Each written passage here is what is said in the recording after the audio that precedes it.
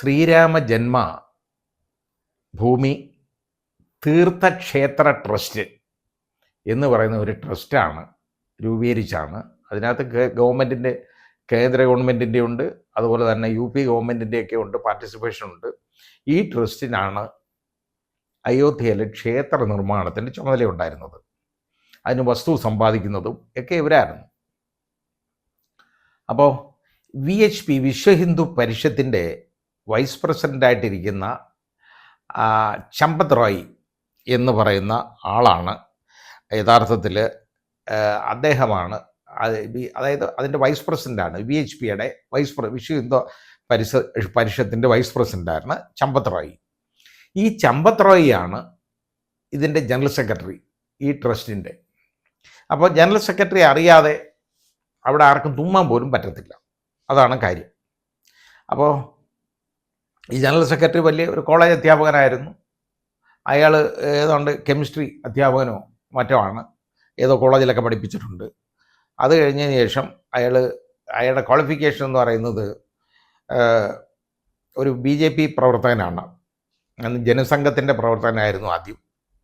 അങ്ങനെ ഈ നമ്മുടെ ഈ അടിയന്തരാവസ്ഥ കാലത്ത് അയാൾ ഏതാണ്ട് 80 ദിവസവും കണ്ട് ജയിൽ ശിക്ഷ അനുഭവിച്ചിട്ടുണ്ട്. അതിനുശേഷം ജയിലിൽ നിന്നൊക്കെ ഇറങ്ങി വന്നതിന് ശേഷം ഇതങ്ങ് നിർത്തി, ഈ പരിപാടികളൊക്കെ അങ്ങ് നിർത്തി. കോളേജിൽ നിന്ന് ഉള്ള ജോലി അയാൾ കളഞ്ഞതിന് ശേഷം ഫുൾ ടൈം വിശ്വ ഹിന്ദു പരിഷത്തിൻ്റെ പ്രവർത്തകനായിട്ട് മാറി. അപ്പോൾ ഖർസേവ നടത്തി ബാബറി മസ്ജിദ് പൊളിച്ച കൂട്ടത്തിൽ ഇയാളുമുണ്ട്. ഇയാൾ വലിയ ആളാണെന്നാണ് പറയുന്നത് ഇവർ കേട്ടോ. ഏതായാലും ശരി, അയാളാണ് ഈ ട്രസ്റ്റിൻ്റെ ജനറൽ സെക്രട്ടറി. അയാളുടെ ചുമതലയിലാണ് നിർമ്മാണ പ്രവർത്തികൾ മുഴുവൻ നടന്നത്. അതുപോലെ തന്നെ ഒരുപാട് കാര്യങ്ങൾ നടന്നുകൊണ്ടിരുന്നത്. ഇപ്പോൾ വെളിയിലേക്ക് വരുന്ന അഴിമതിയുടെ രൂപം എന്ന് പറയുന്നത് വളരെ ഭയാനകമാണ്. ഒരു സംഘടന, അത് ബോംബെ ബേസ്ഡാണ്. അവർ പറഞ്ഞേക്കുന്നത് 200 കിലോ വെള്ളി അവർ കൊടുത്തിട്ടുണ്ട്. അത് വെള്ളിക്കട്ടകളായിട്ട് ആണ്. ആ വെള്ളിക്കട്ടകൾ കൊടുത്തു, അതിന് രസീതും കൊടുത്തിട്ടില്ല. ഇത് എന്ത് ചെയ്തെന്നും അറിഞ്ഞുകൂടാ. ഈ സാധനം അവിടെ ഉണ്ടോ ഇല്ലയോ, ഇത് നിർമ്മാണത്തിന് ഉപയോഗിച്ചോ ഇല്ലയോ എന്ന് വെളിപ്പെടുത്തണം എന്ന് അവരാവശ്യപ്പെടുന്നുണ്ട്.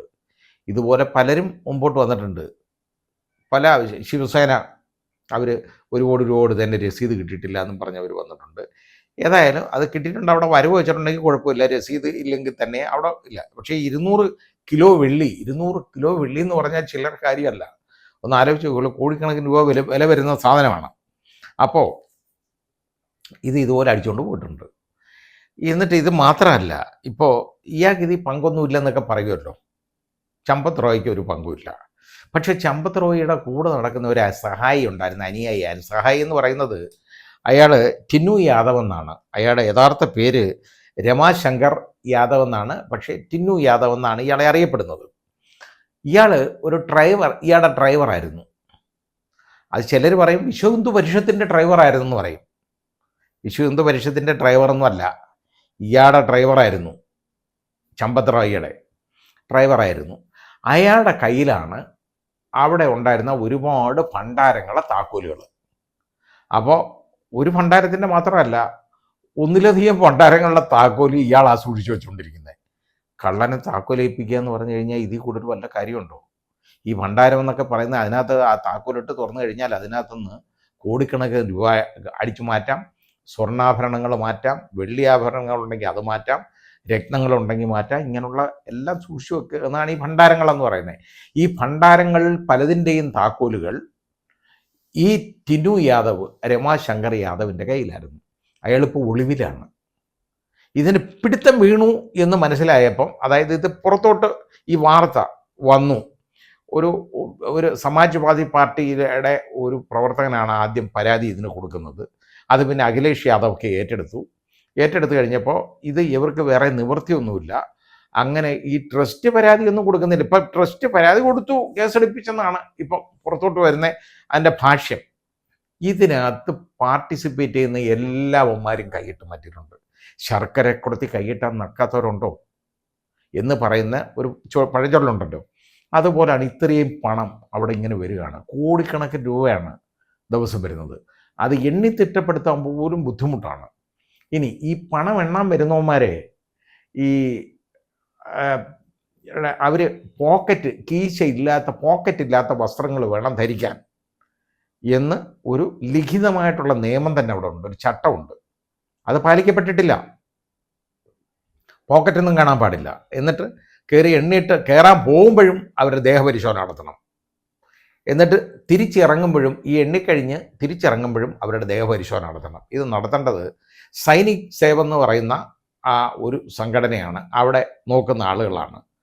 അവർ ഇത് ചെയ്തിട്ടേയില്ല, ഇങ്ങനൊരു പരിപാടി നടത്തിയിട്ടില്ല.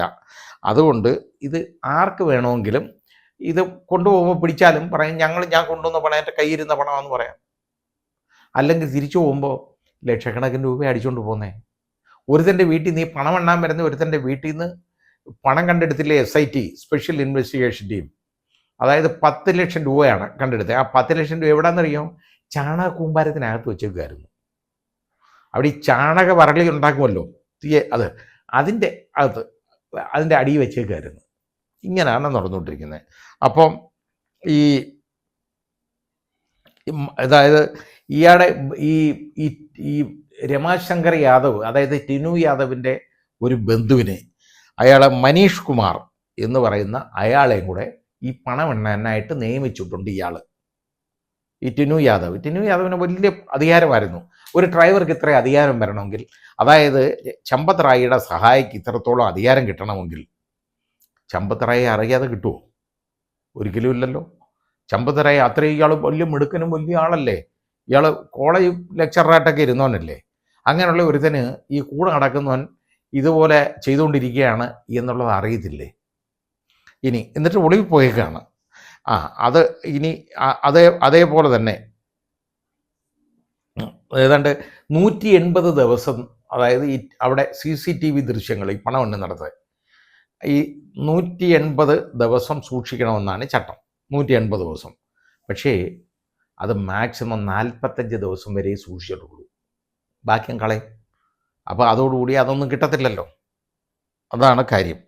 പിന്നെ അതുപോലെ തന്നെ ഈ 3, അതായത് ഈ ട്രസ്റ്റിലെ 3 പ്രധാനികളിൽ ഒരാളുടെ നിർദ്ദേശം അനുസരിച്ചാണ്, ശുപാർശ അനുസരിച്ചാണ് അവിടെ ശ്രീവാസ്തവ എന്ന് പറയുന്നതിനിപ്പം അറസ്റ്റിലാണ് ശ്രീവാസ്തവയെ നിയമിച്ചത്.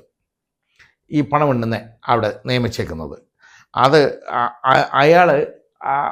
അയാൾ ഇപ്പോൾ അറസ്റ്റിലാണ്, അയാൾ കേസ് പ്രതിയാണ്. അതുപോലെ തന്നെ ചമ്പത് റായി ഏതായാലും ഒരു കാര്യം ചെയ്തു. ചമ്പത് റായെ പോലീസൊന്നും അറസ്റ്റ് ചെയ്തില്ല. പക്ഷേ ചമ്പത് റായി സ്വന്തമായിട്ട് അങ്ങ് രാജിവെച്ചു ജനറൽ സെക്രട്ടറി സ്ഥാനം. വലിയ കഷ്ടമായി പോയിട്ടോ, വലിയ ഒരാളായിരുന്നു, രാജിവെച്ചല്ലോ. അതുപോലെ തന്നെ അനിൽ മിശ്ര എന്ന് പറയുന്ന ഇതേ ട്രസ്റ്റിലുള്ള ഒരാളൂടെ രാജിവെച്ചിട്ടുണ്ട്. ബാക്കിയുള്ള ട്രസ്റ്റ് അംഗങ്ങളെ യഥാർത്ഥത്തിൽ അവരുടെ ഒന്നും റോളുകൾ അന്വേഷിക്കുന്നില്ല. അവരുടെ റോളുകൾ അന്വേഷിക്കാതെ പണം എണ്ണുന്ന ബാങ്ക് ഉദ്യോഗസ്ഥരുടെയും അതുപോലെ ഇവിടുത്തെ ഈ ക്ഷേത്രത്തിലെ ചെറിയ ജീവനക്കാരി പണം എണ്ണുന്നവന്മാരുടെയും മാത്രമായിട്ട് ഇത് ഒതുങ്ങിപ്പോകാനാണ് സാധ്യത. ഇതൊന്നുമല്ല. ചമ്പത് റായിയുടെ രാജ്യവും അനിൽ മിശ്രയുടെ രാജ്യം കൊണ്ട് ഒന്നും ആവുന്നതല്ല. ഒരുപാട് പ്രധാനികൾ ഇതിനകത്ത് പെട്ടിട്ടുണ്ട്. ശരിയായ രീതിയിൽ അന്വേഷണം നടക്കണം. അന്വേഷണം നടന്നിട്ട് കർശനമായ നടപടി വേണം. ഇതുപോലെ പൊതുജനങ്ങളുടെ പണം ഇങ്ങനെ അടിച്ചുകൊണ്ട് പോകുന്നത് വിശ്വാസോളി കൊണ്ട് കൊടുത്തേക്കുന്നതല്ലേ, ചുമ്മാ വാരി കൊടുക്കുക. ആ കൊടുക്കുന്നതെല്ലാം യവന്മാരുടെ കീശയിലാണ്. പിന്നെ വേറെ കാര്യമുണ്ട്, ഇവരെ ഭഗവാനൊന്നും ചെയ്യത്തില്ല കേട്ടോ. കാരണം പാവങ്ങളല്ലേ, അവന്മാരെടുത്തുകൊണ്ട് പോട്ടെന്ന് ഭഗവാൻ വിചാരിക്കും. അത്രയേ ഉള്ളൂ.